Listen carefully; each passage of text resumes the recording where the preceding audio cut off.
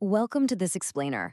Okay, today we are breaking down what is absolutely the biggest finance story Nigerians should be watching right now. We're looking at a major impending shift in the country's economic landscape. So, if you've been wondering why the markets are acting the way they are lately or what the central bank's next move actually means for your wallet, you are in exactly the right place. Let's dive in. Let's just look at this number for a second. 26.5%. That is where the monetary policy rate, or MPR, is currently sitting. And wow, what does that actually mean on the ground for you and me? It means money is literally just incredibly expensive right now. Whether you're a business trying to secure a loan to expand your operations, or you're an individual looking for financing, the cost of borrowing is sky high. And the Central Bank of Nigeria has deliberately engineered this to cool down the economy. Because money is so expensive, the entire financial system is basically asking this one massive critical question. When is the CBN finally going to have enough confidence to start easing up on this monetary policy?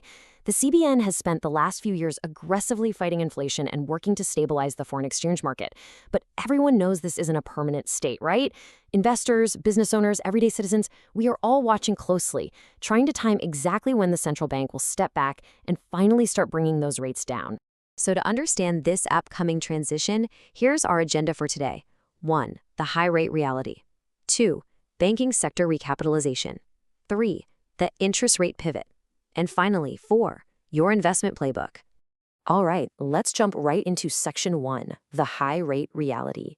Right now, we are living deep inside what's called a high-yield environment. Basically, this is a specific financial phase where the central bank keeps that benchmark interest rate elevated. Why? Because they are locked in a serious fight against inflation. It's a clear trade-off. While it makes borrowing incredibly expensive, it also means that fixed income returns are unusually high right now. But here's the thing. The CBN isn't just fighting inflation. They're also building a war chest.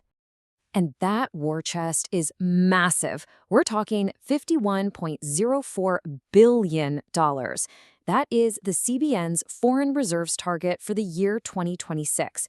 Right now, Nigeria's foreign reserves are steadily inching closer and closer to this monumental goal. And this isn't just some arbitrary number they pulled out of thin air. It represents a major psychological and financial threshold for the nation's entire economy.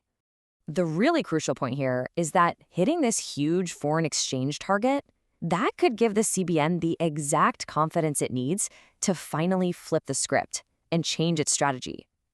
Reaching that $51 billion mark strongly reinforces faith in Nigeria's external financial position. Once the central bank feels secure about its reserves, it has a lot more breathing room to stop playing defense with high interest rates and actually start playing offense. Moving on to Section 2, Banking Sector Recapitalization. So right now, the CBN is executing a really strict recapitalization program. In plain English, they are forcing Nigerian banks to build up their financial armor. Banks literally have to hold way more cash reserves just to ensure they are exceptionally robust. Now, this isn't a punishment for the banks. It's actually a vital preparation for the very next phase of the economic cycle. And this actually brilliantly illustrates the central bank's long-term vision. They aren't just making banks hoard money for the fun of it, The CBN expects this recapitalization to eventually support increased market liquidity, encourage much broader market participation, and really drive overall economic growth. When the time comes to finally pivot, these newly fortified banks are going to be the engines pumping much-needed liquidity and growth right back into the market. Which brings us to Section 3, the interest rate pivot. Okay, so we've seen the setup, but what's actually going to pull the trigger on this pivot?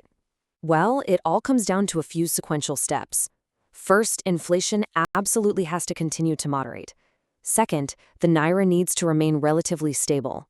If, and that's a big if, those two conditions are met, it paves the exact way for step 3, which is the CBN executing a future reduction in interest rates. If inflation cools down and the currency holds, the entire landscape completely shifts. This means we are on the verge of a huge transition, moving from today's expensive money environment into a brand new, cheaper money environment. Think about that for a second. Think about how differently an economy operates when money is cheap versus when it's expensive. It is a total night and day difference for businesses and consumers alike. Because this isn't just some minor policy tweak. A transition to cheaper money is going to create a massive domino effect. I mean, a rate reduction alters literally everything. Treasury bills, FGN bonds, bank deposit rates, they are all likely going to see their yields drop. But conversely, mortgage and business loans, those become way more affordable. This shift is going to heavily impact Nigerian stocks, the value of the Naira, real estate prices. It basically fuels consumer spending and broad business expansion across the board. Everything, and I mean everything, is connected to the cost of money. Okay, let's bring it all home with Section 4, your investment playbook.